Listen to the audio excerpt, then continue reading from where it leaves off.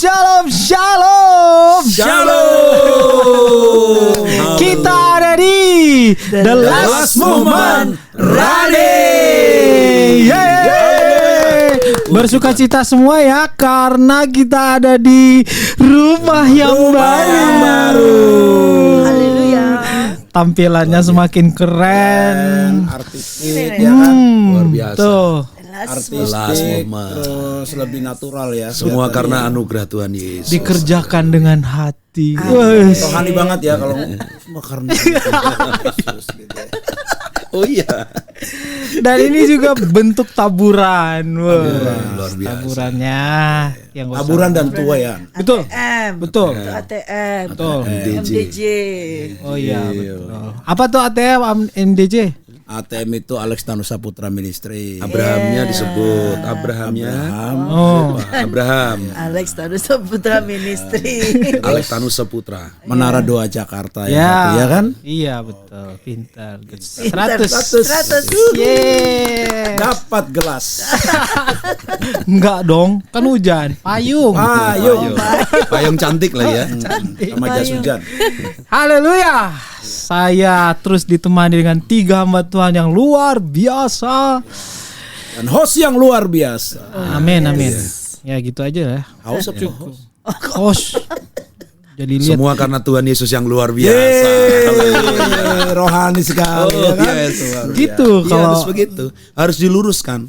kan Kalau enggak menyimpan PDM, nanti. ya kan? PDM biasanya masih ya ini PDT, pendeta muda, pendeta tua yang meluruskan. Dia yang meluruskan terus ya. Ada nabi loh.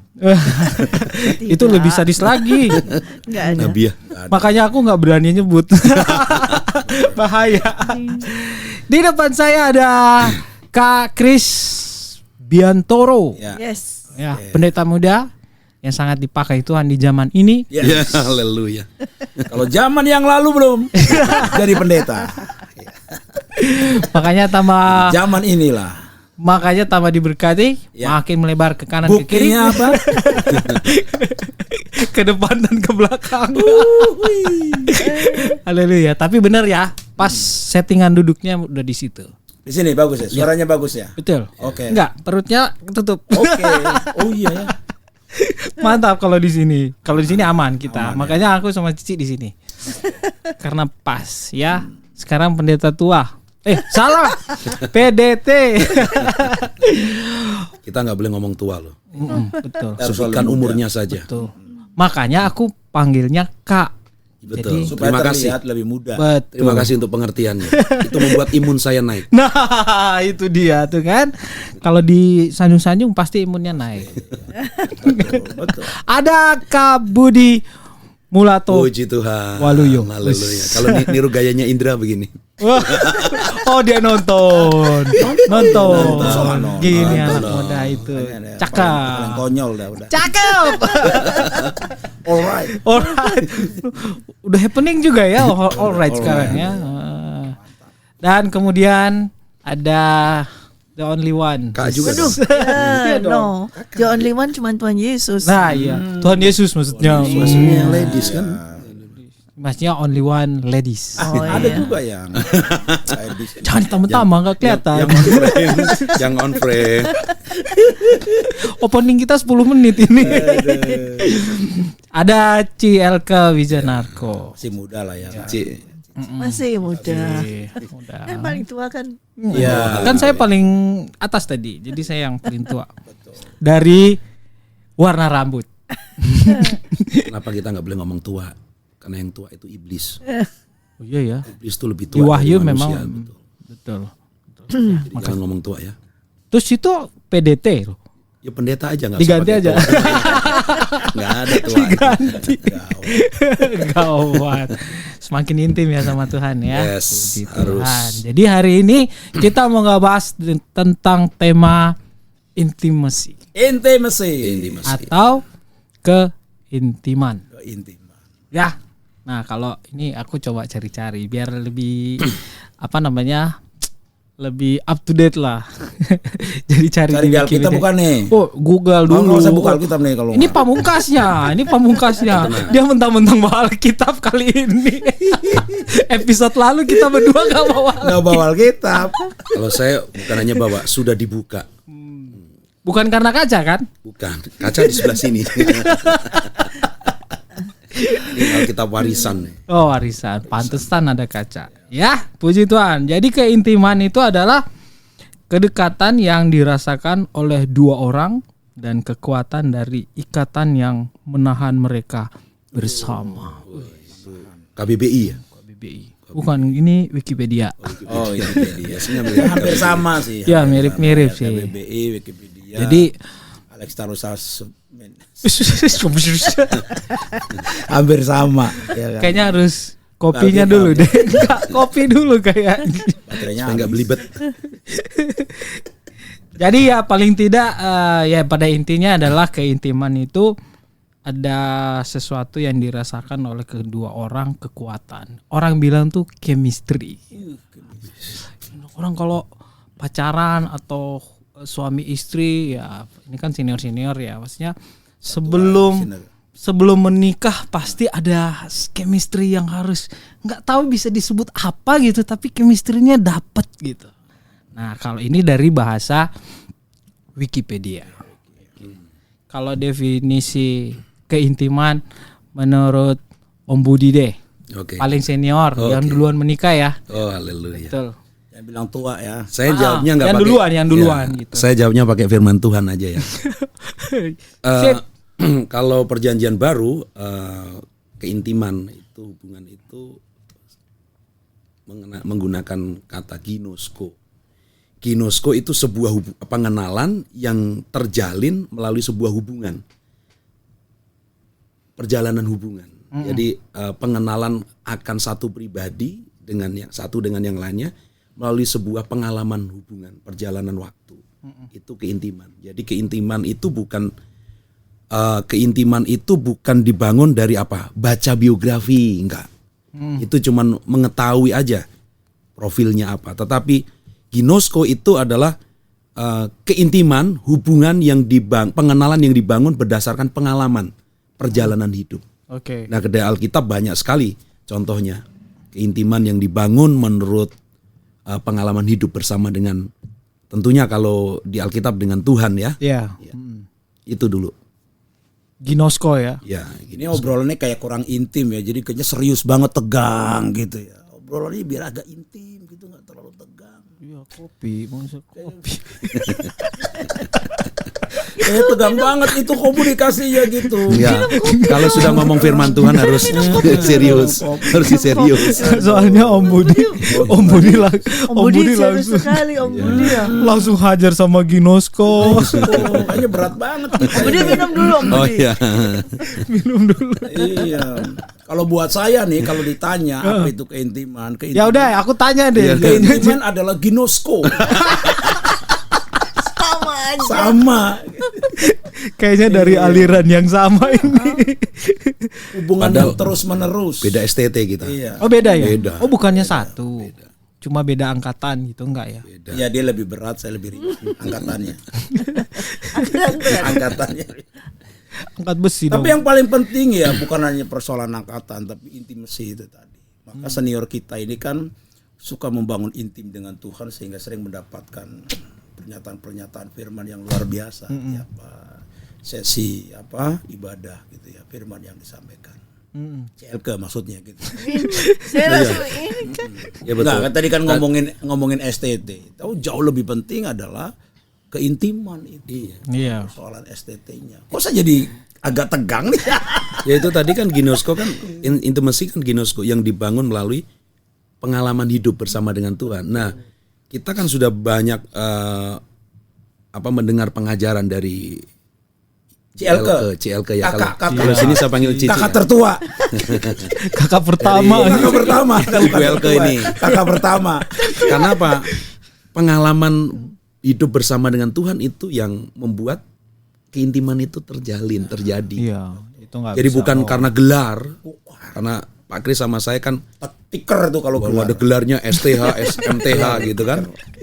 Tapi itu tidak menentukan Tidak menentukan, Keintiman. tidak menjamin apakah orang itu intim sama Tuhan Iya. atau tidak. Iya. Ya kan? Kalau kita bicara keintiman, orang yang tidak punya titel pun jauh lebih intim sama Tuhan. Betul nggak? Aku kalau ngebahas tentang keintiman dengan Tuhan tuh, aku kan ya boleh dibilang banyak belajar juga dari CLK. Kayak tadi malam juga gitu. Tiba-tiba CLK udah WA aku tengah malam gini. Aku suka begitu ya? Aku dapet nih dari Tuhan. Aku langsung begini, aduh apalagi. Karena beliau kan selalu running gitu. Jadi aku berusaha untuk gimana bisa secepat dia larinya gitu. Jadi Terus kalau ngimbangin dapat ini kan dapat seri baru lagi nih, firman Tuhan seri baru lagi nih. Aku nih punya, aduh Tuhan ini apa lagi. Nah itu yang menurut aku, kalau misalnya aku secara pribadi ya, intim itu apa adalah intim ya bukan cuman sekedar komunikasi ya, tapi benar-benar kita benar tahu gitu apa maksud Tuhan, apa isi hati Tuhan. Tanpa Tuhan ngomong juga pasti kita bisa rasain, oh mau Tuhan tuh seperti ini. Nah kalau aku itu yang Memang kalau kita sering punya keintiman sama Tuhan, itu kepekaan itu akan terjadi di dalam diri. ya betul. Makanya kakak pertama kan suka kasih WA sama kamu malam-malam itu karena hasil keintiman. Langsung dapet. Betul. Ya kan? Langsung supaya jangan sampai lupa besok lagi nanti Tuhan ngomong lagi ya terlalu banyak kalau tadi. Ya kan save itu. Nah, kan mendingan tanya sama orangnya langsung lah. Saya ngomong. Betul dong, ya kan? Jadi tugas kita tinggal buka Alkitab. Iya. Kan memang begitu kan. Jadi bagaimana? Cici? Tuh kan 3 lawan 1 nih Ci. Ini sudahnya nodong orang memang. Bukan. Saya belakangan selalu siap sedia laksanakan. Kalau saya sih keintiman itu simple ya. Ya itu hanya hati yang berbicara. Itu aja. Jadi hati yang berbicara ya. Iya, Jadi keintiman itu, keintiman kita dengan Tuhan sama dengan keintiman sesama manusia seperti suami istri. Itu sama, Tuhan juga melambangkan hubungannya kita dengan Tuhan dengan suami istri. Jadi hanya hati yang berbicara. Gitu. Artinya kalau hati yang berbicara itu ya pasti hatinya itu sudah harus jadi satu.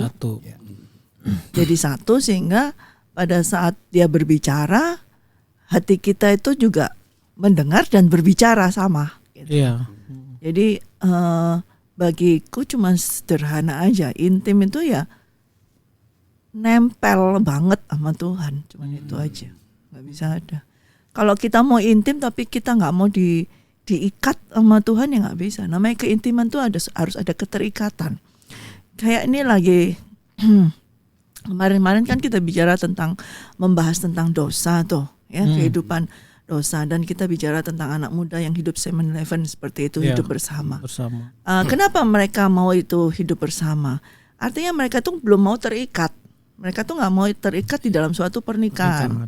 Karena menurut mereka kalau pernikahan itu ribet dan banyak ini tuntutan dan segala macam. Jadi mereka mau yang simple. Tapi mereka mau intim. Itu nggak akan bisa, nggak akan bisa terjadi. Demikian juga kalau kita dengan Tuhan, kita mau intim sama Tuhan, kita harus mau terikat. Itu aja. Jadi kalau kita terikat di mana? Terikat sama-sama, terikat di kayu salib. Harus terikat di kayu salib. Ketika Tuhan Yesus dipaku, kita terikat dengan Dia dipaku. Ketika Tuhan Yesus mati, kita terikat dengan Dia mati. Ketika Tuhan Yesus bangkit, kita terikat dengan Dia, kita bangkit. Nah itu terus. Jadi kita tuh nempel, terikat, nggak bisa dilepaskan. Itulah keintiman. Itu baru bisa kita bisa berkata bahwa aku intim sama Yesus. Tapi kalau kita jalan sendiri, Tuhan Yesus ini kita jalan sendiri, kita maunya sendiri, kita nggak mau diarahkan oleh Tuhan, nggak mau dituntun oleh Tuhan, itu nggak akan terjadi suatu keintiman. Banyak orang yang sudah dalam Kristen ya, bahkan hamba Tuhan ya, mereka berkata mereka sudah intim sama Tuhan, tetapi mereka maunya sendiri, mau berjalan sendiri, mau bergerak sendiri, mau bangun sendiri, mau ini sendiri, mau usaha sendiri. Nah itu nggak bisa intim dengan Tuhan. Sampai kapanpun mereka tidak menjadi intim. Mereka bisa jadi orang percaya aja, tapi nggak bisa jadi keintiman dengan Tuhan, nggak bisa. Tuh. Itu yang bagi saya. Dalam sebuah keintiman itu, kalau tadi aku simak apa yang Cici kasih tahu, berarti itu tidak bisa dipaksain ya. Maksudnya hubungan itu benar-benar kita harus lepas, rela itu untuk melepaskan hak kita untuk bisa menyatu dengan orang lain. Itu kalau dari sisi hubungan. Dasarnya kalau kita mau intim tuh dasarnya harus cinta. Nggak bisa nggak. Kalau kita nggak cinta ya nggak bisa. Artinya kalau kita mau intim sama Tuhan, dasarnya juga harus cinta. Kalau kita cinta sama Tuhan, ya kita pasti akan bisa mau intim. Tapi kalau kita hanya cinta-cintaan, berarti Cinta monyet. Nah, berarti kan nggak Monyetnya sungguhan. jangan ke sini dong. Kalau ingat Ke belakang. Kalau mentok situ nggak apa-apa, jangan lolos ke sana. Nggak dikasih kopi. Bisa dimarahin aku nanti. kalau ingat tadi apa namanya, keintiman tuh nempel ya. Ingat, dan dasarnya kan hati tadi kan. Ingat istilah, nggak tahu anak zaman now ya. Kalau zaman saya masih masih muda sih maksudnya, zaman pacaran dulu ya. Ingat istilah nempel terus kayak perangko gitu ya. Tapi ingat loh, perangko nempel kan di amplop surat kan, dan itu terus nempel ngikut kemana alamat yang tertulis itu. Dia nggak bisa, kalau lepas itu surat itu nggak akan nyampe, karena itu jadi legalitasnya. Jadi memang kalau kita nempel dengan Tuhan, yang ngikutin, dibawa sesuai alamat Tuhan, mau tujuan Tuhan kemana ya kita harus ikutin, harus rela. Kalau Bu Elka tadi bilang soal terikat dengan Yesus, itu seperti ungkapannya Paulus. Saya baca firman ya, dari tadi nggak baca firman. Oh ya, Saya juga mau baca firman. puji Tuhan. Setelah Pak Budi saya juga baca firman.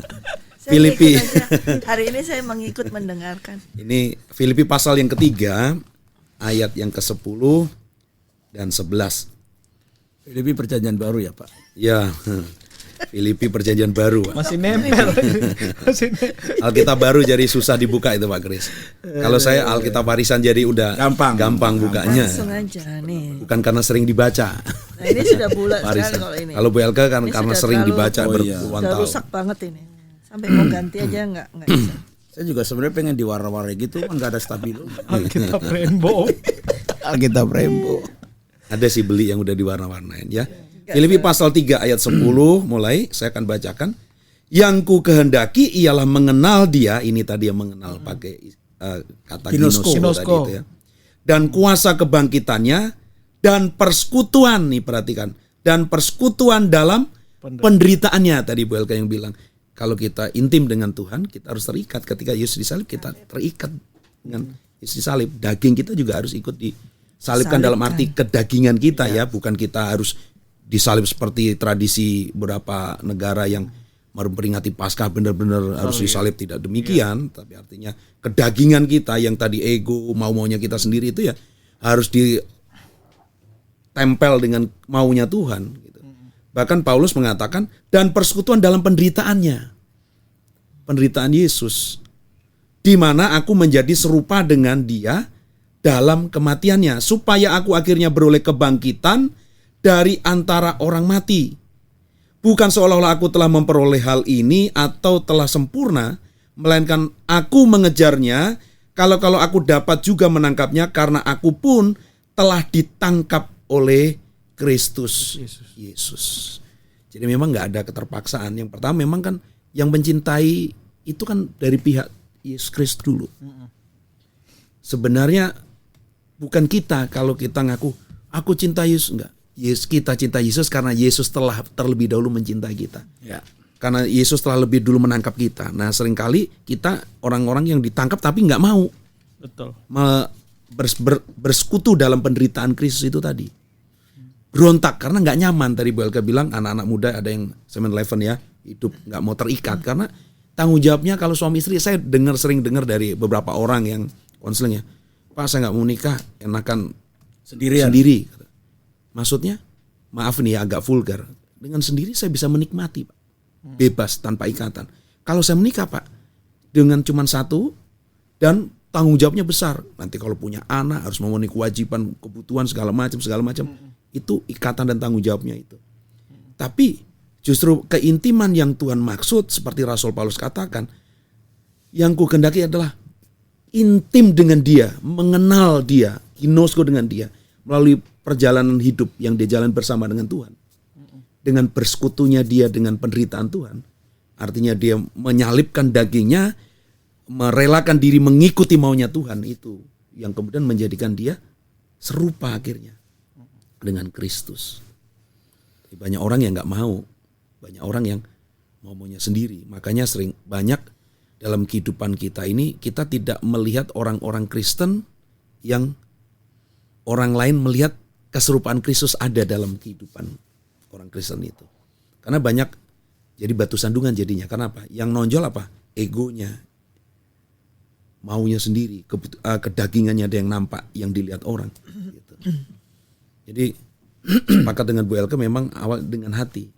Tuhan gak pernah memaksa kita. Memang Tuhan mencinta terlebih dahulu, menyatakan cintanya kepada kita, menangkap kita tadi.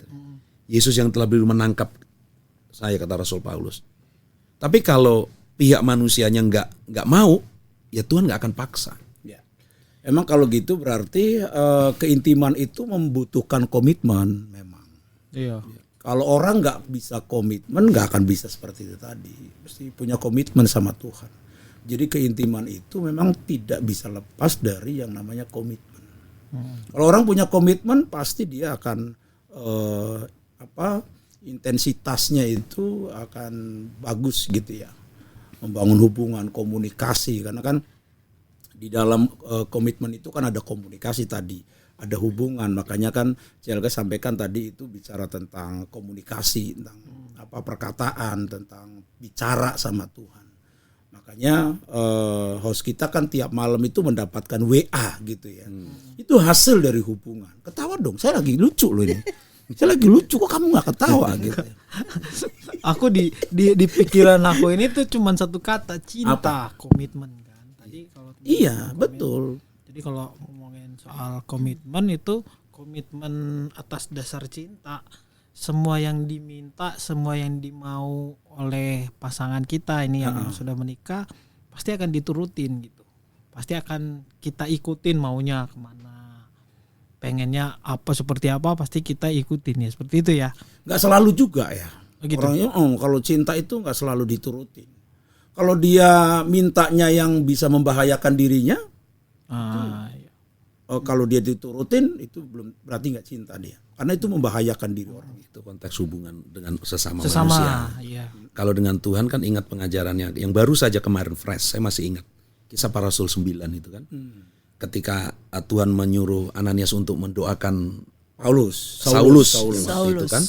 Dan di ayat yang ke-16 dikatakan, aku sendiri akan menunjukkan kepadanya, kepada Paulus maksudnya, betapa banyak penderitaan yang harus ia tanggung oleh karena namaku. Nah ini kalau Paulus tadi nggak mau ambil tanggung jawab, komitmen, nggak akan jadi rasul yang pakai itu luar biasa. Padahal komitmen, dia tanggung jawab. Mengalami penderitaan yang luar biasa. Semua udah dirasain. Betul. Makanya itu tadi yang aku kehendaki, mengenal dia dalam kuasa kebangkitannya dan persekutuan dengan penderitaannya. Apalagi dasarnya kalau bukan cinta. Iya.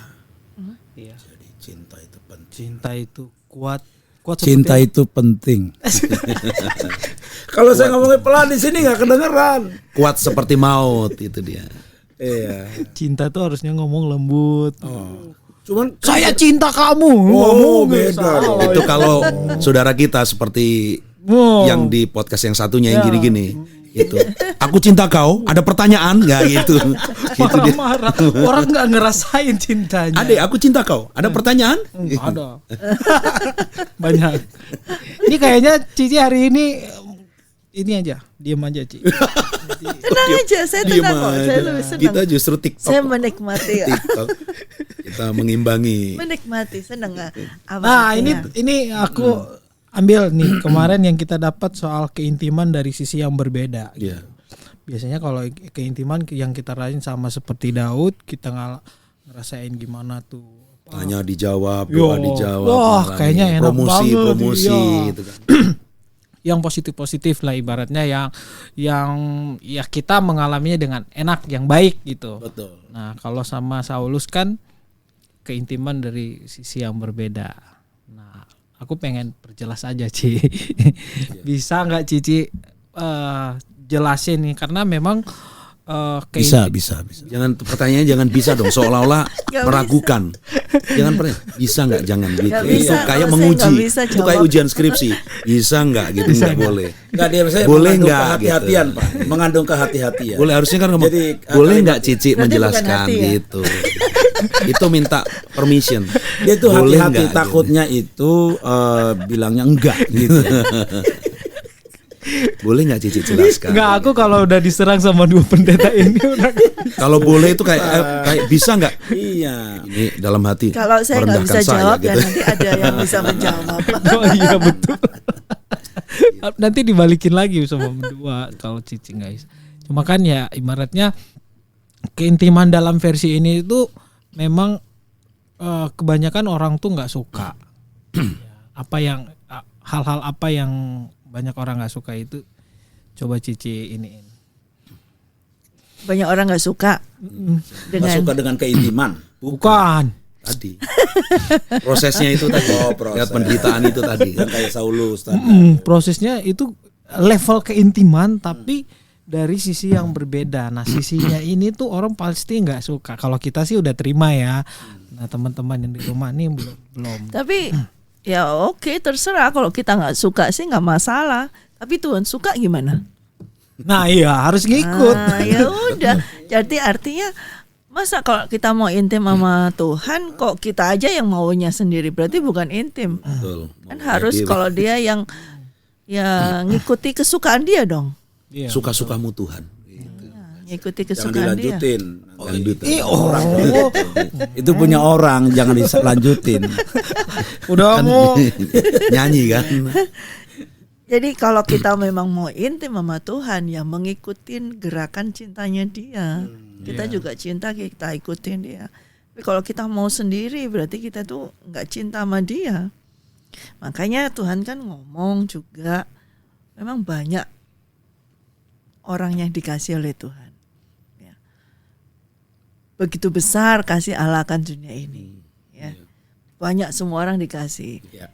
Tapi nggak semua orang dipilih untuk jadi mempelainya. Nah, itu. Orang semua dikasih, tapi nggak semua orang itu hatinya persis sama Tuhan dan dia dicintai seperti mempelainya.